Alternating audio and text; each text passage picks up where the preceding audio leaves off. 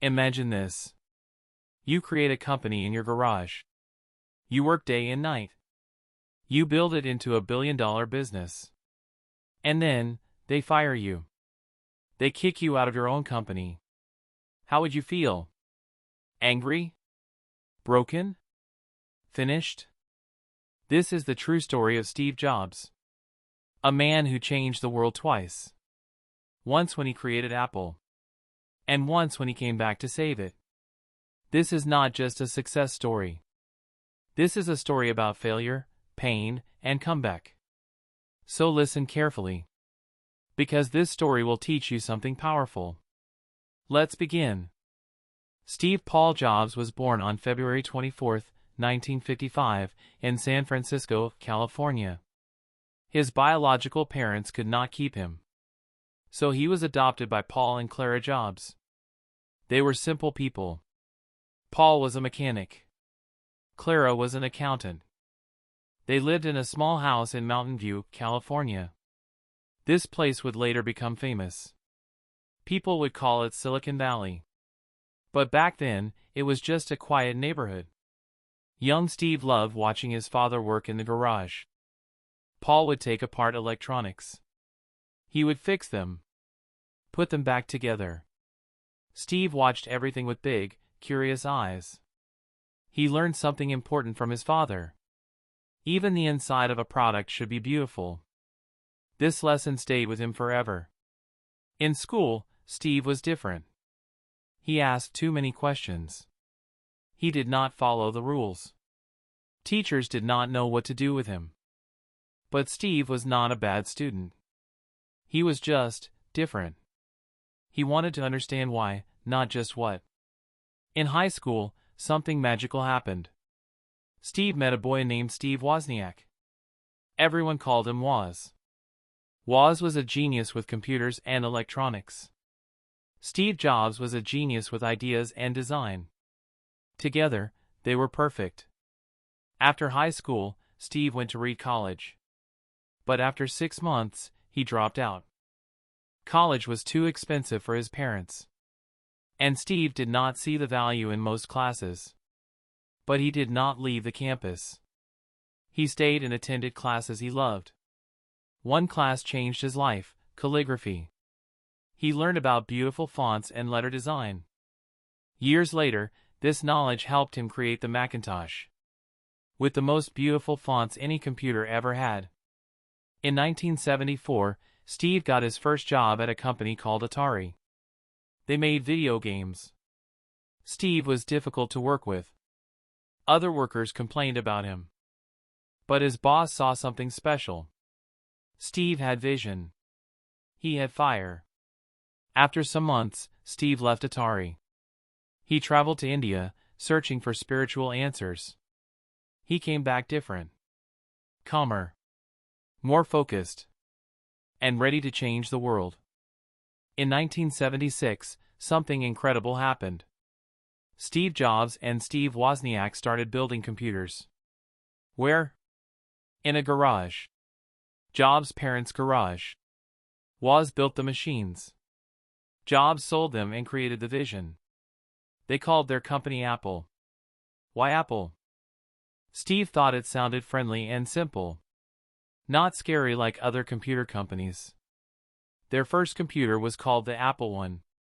It was just a circuit board in a wooden box. Not beautiful. But it worked. They sold it for $666.66. They sold 200 computers. It was a start. 1 year later, in 1977, they launched the Apple II. This computer was revolutionary. It had colors. It had sound. It had a keyboard and a screen. The Apple II became a massive success. Apple was no longer a garage company. It was a real business. By 1980, Apple went public. Steve Jobs became a millionaire at age 25. The boy from the garage was now on top of the world. But the biggest challenge was still coming. Steve had a new dream. He wanted to create the perfect computer. Beautiful. Simple. Powerful. A computer for everyone. In January 1984, Apple launched the Macintosh. People called it the beige toaster because it got very hot. It did not have a fan inside. But it was beautiful. It had a mouse. It had icons. You did not need to type complicated commands. You just clicked. The Macintosh was ahead of its time. But there was a problem. It was expensive. And it was not compatible with IBM computers. IBM was the king of computers back then. Sales were not as good as expected. Steve became frustrated. He pushed his team too hard. He yelled at people. He wanted perfection, and he wanted it now. The Apple board of directors was worried. They thought Steve was out of control. They needed someone more experienced to run the company. So they hired a man named John Sculley. He came from Pepsi. Steve himself convinced Sculley to join Apple. He asked him a famous question. Do you want to sell sugar water for the rest of your life, or do you want to come with me and change the world? Sculley said yes. But soon, Steve and Sculley started fighting. They disagreed about everything. Strategy. Products. Vision. The board had to choose. Steve or Sculley? In 1985, they made their decision. Steve Jobs was fired. From his own company. The company he started in his garage. The company he built with his own hands. Steve was devastated. He felt like his whole life was over. He was 30 years old, and he had lost everything. He later said, I did not see it then, but getting fired from Apple was the best thing that ever happened to me. After leaving Apple, Steve did not give up. He started a new company called Next. It made computers for universities and businesses. The computers were beautiful but expensive. Next was not a big success. But Steve learned a lot. He also did something else. In 1986, he bought a small animation company from George Lucas. He paid $10 million for it. He called it Pixar. Most people thought he was crazy. Animation? Why would a computer guy buy an animation studio? But Steve believed in it. He invested $50 million of his own money. In 1995, Pixar released Toy Story. It was the first fully computer-animated movie ever. It was a massive hit. Pixar became more successful than anyone imagined. In 2006, Disney bought Pixar for $7.4 billion. Steve became Disney's largest shareholder. But the biggest chapter was still coming. By 1997, Apple was dying. The company was losing money. They had too many products. Nothing was working. Apple needed help. So they did something surprising. They bought Next. And they brought Steve Jobs back. The man they fired 12 years ago. Steve returned as CEO.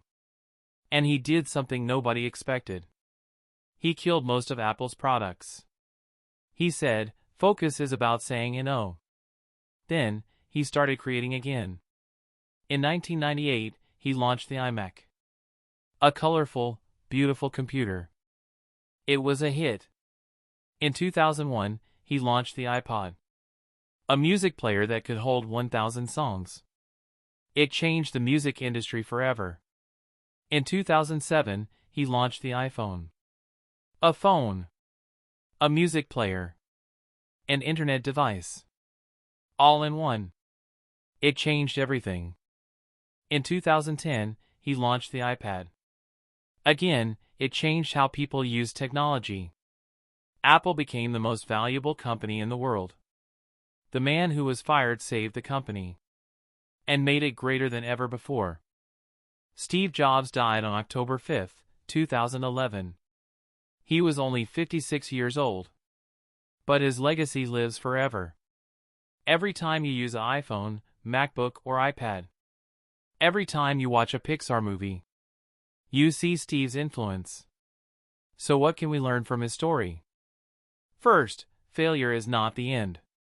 Steve was fired from his own company. But he used that pain to build something new. He did not quit.